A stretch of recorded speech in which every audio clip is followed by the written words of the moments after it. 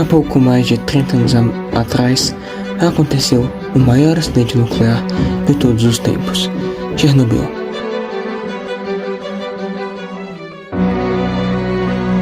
Aconteceu em Pripyat, cidade soviética localizada na atual Ucrânia, no dia 26 de abril de 1986.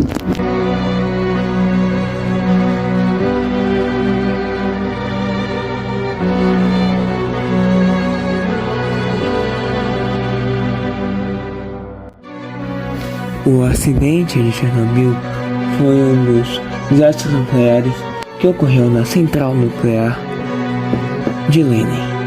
Esse acidente aconteceu às 1h23 da manhã. Na escuridão, a usina passava por uma manutenção quando uma falha humana levou a uma explosão no reator 4. Além da falha humana, a explosão foi resultado de problemas no reator RBMK.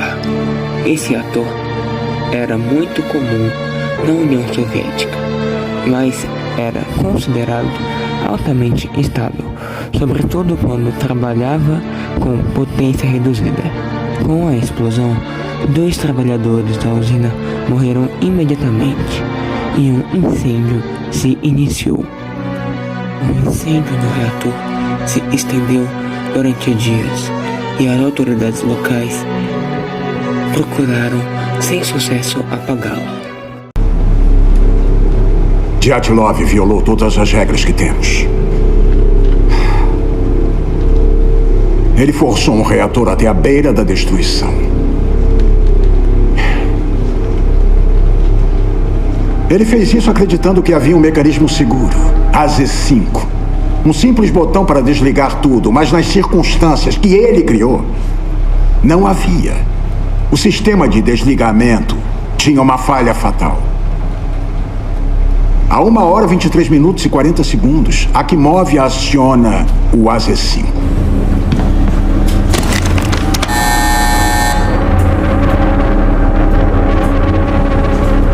As barras de controle que haviam sido retiradas voltaram para o reator. Essas barras são feitas de boro que reduz a reatividade, mas não as pontas. As pontas são feitas de grafite, que acelera a reatividade. Por quê?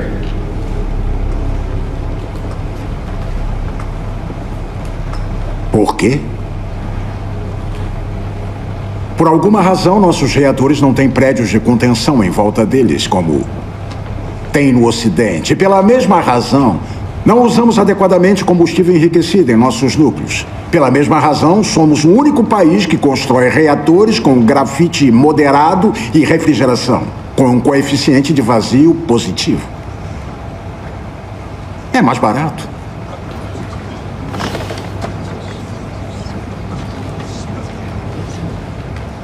A primeira parte da barra que entra no núcleo é a ponta de grafite. E quando entra, a reação no núcleo que havia aumentado dispara. Cada molécula de água instantaneamente se transforma em vapor que expande e rompe uma série de canais de varetas de combustível. As barras de controle nesses canais não podem mais se mover. As pontas de grafite ficam fixadas na posição, acelerando a reação sem parar. O reator 4 de Chernobyl agora é uma bomba nuclear. 1h23 e 42 segundos. Perevostchenko vê a enorme tampa de metal do reator e vê o impossível. A estrada de controle e as cápsulas do canal de combustível, que pesam 350 quilos cada, estão pulando para cima e para baixo. Ele corre para alertar a sala de controle, mas não há nada que ele possa fazer para impedir o que está por vir. 1h23 e 44 segundos. O vapor sai por mais canais de combustível. Não sabemos que potência atingiu, só sabemos a leitura final. O reator 4 foi projetado para ser operado a 3.200 megawatts. Ultrapassou 33.000.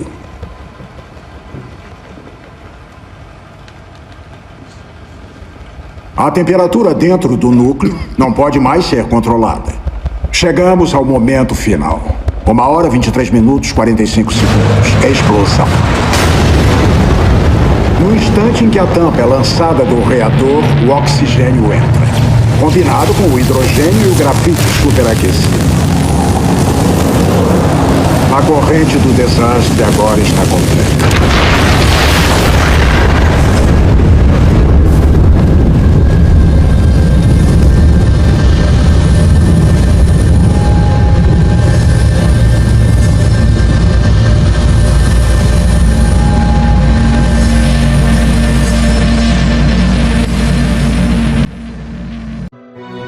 A princípio, a resposta das autoridades soviéticas foi lenta e cautelosa. Elas não sabiam a extensão dos danos causados pela explosão e nem que o reator estava exposto, mas ainda assim elas evitaram realizar a evacuação imediata de Pripyat. O trabalho de evacuação demorou 36 horas para ser iniciado e forçou os 50.000 habitantes da cidade a saírem dali. O total de pessoas evacuadas chegou a mais de 300.000, uma vez que regiões na Ucrânia, Bielorrússia e Rússia foram severamente afetadas pela radiação. Além disso, o governo soviético criou uma zona de exclusão, na qual toda região no raio de 30 km da usina não poderia ter a presença humana, e não ser para casos com a devida autorização. Até hoje é proibido a permanência humana nessa zona. Внимание! Внимание! Внимание! Внимание! Внимание! Внимание! Внимание! Уважаемые товарищи! Городской совет народных депутатов сообщает, что в связи с аварией на Чернобыльской атомной электростанции в городе Припяти складывается неблагоприятная радиационная обстановка. Партийными и советскими органами, воинскими частями принимаются необходимые меры. Однако, с целью обеспечения полной безопасности людей и в первую очередь детей возникает необходимость провести временную эвакуацию жителей города в пункты Киевской области.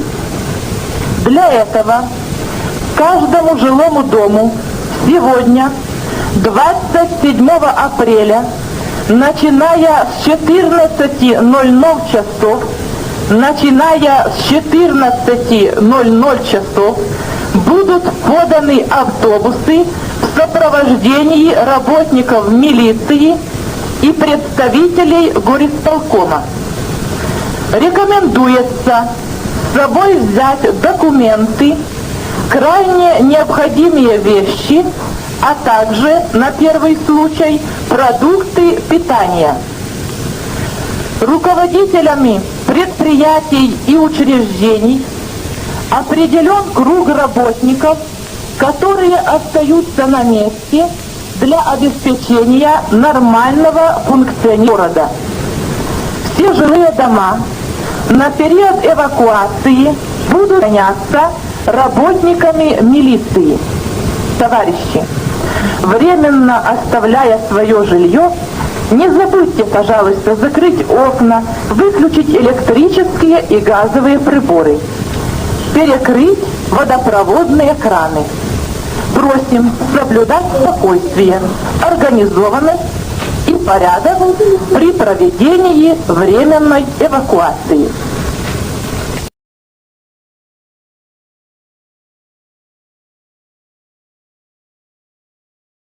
O maior e o que mais destruiu famílias foi o incidente do Césio 137. Custa traumas até hoje.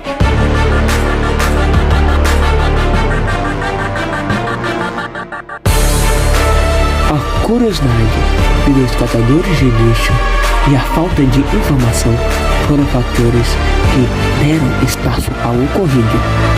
Ao vasculharem as antigas gravações do Instituto Goiano de Radioterapia, no centro de Goiânia, tais homens deparam-se com um aparelho de radioterapia abdominal e tiveram a infeliz ideia de remover a mácula. Com a ajuda de um cartão de mão, eles levaram o equipamento até a casa de um deles. O que os dois homens não sabiam é que ele continha um material radioativo, o Césio-137. A substância nociva ao ser humano causou centenas de vítimas diretas e indiretas por causa da radioatividade. Absorve a umidade do ar, então ele facilmente se adere a várias coisas. Então ele se adere ao ar, se adere a tecido, roupa, pele. Então ele pode contaminar alimentos e também pode contaminar o organismo internamente. Então não demorou muito para que o Césio-137, que estava sendo espalhado para várias pessoas, contaminasse lugares, a rua, várias pessoas, como eu disse, internamente também. Pessoas pegavam e levavam para outros lugares, então ia meio que contaminando cada vez assim uma área maior. Fora que parte do equipamento de radioterapia onde estava o Césio foi levado para o Ferro Velho, então lá também foi contaminado. De uma peça que continha a radiação e constatou-se no mesmo dia, através de um físico nuclear, o Walter Mendes. Quando eu cheguei no gabinete do secretário de saúde, na época Antônio Faleiros, tinha agendado com ele uma entrevista sobre falta de vacina. O estado todo estava tendo um problema de falta de vacinas contra sarampo. E eu percebia o nervosismo todo dele, da equipe, em função de ter esse problema, e perguntei o que era. Aí ele falou para mim: não sei direito o que é, não posso nem gravar com você direito, mas a suspeita é de um vazamento de gás e tal. E eu perguntei onde é. E ele me deu o endereço, ele falou no Ferro Velho, tal, no setor aeroporto, e eu fui bater lá no Ferro Velho. A notícia que veiculava na tropa é que havia acontecido um vazamento de gás, que haveria necessidade de nós isolar umas áreas que estava contaminada com vazamento de gás. E chegamos no local, deparamos com algumas pessoas passando mal, nós mesmos policiais passando mal, com tonteira, com diarreia, outros com dor de cabeça, e achava que era problema corriqueiro, que era dor corriqueira. O Devair estava lá dentro, trabalhando, e ele que me recebeu. Estendi a mão para cumprimentá-lo e ele já tirou a mão. E falou que não ia me cumprimentar, pediu desculpas, porque ele estava com a mão machucada, e me mostrou a mão toda machucada. A primeira medida tomada foi separar todas as roupas das pessoas expostas ao material radioativo e lavá-las com água e sabão para a descontaminação externa. Após esse procedimento, as pessoas tomaram um quelante denominado de azul da Prússia. Tal substância elimina os efeitos da radiação, fazendo com que as partículas de césio saiam do organismo pela urina e fezes. Umas horas após o contato com a substância, que é radioativa, começavam a aparecer os primeiros sintomas nas pessoas. Então esses sintomas de contaminação eram ânsia, vômito, diarreia. Então em hospitais e farmácias essas pessoas estavam alegando exatamente os mesmos sintomas, e a princípio os médicos e farmacêuticos acreditavam que era uma doença contagiosa, mas até esse ponto ninguém tinha nem noção que tinha alguma coisa radioativa que estava se espalhando e estava causando esses sintomas nas pessoas por contaminação. O Japão, há 11 anos atrás, foi vítima de um desastre nuclear causado por uma tsunami. Foi considerado o segundo maior, perdendo apenas para a cidade fantasma de Chernobyl. O acidente ocorreu na usina nuclear de Fukushima, na província de Fukushima, em 2011. Ele foi iniciado principalmente pelo tsunami causado pelo terremoto de Tohoku em 11 de março de 2011. No entanto, acredita-se que cerca de 1.600 mortes tenham ocorrido, principalmente em idosos que viviam em casas de repouso antes do acidente, devido a más condições de evacuação, com desastres como o acidente nuclear de Fukushima, o acidente nuclear de Chernobyl, o acidente como o Césio 137 em Goiânia. Dá para entender como é perigoso ter cuidado extremo quando se trabalha com fontes radioativas, não é?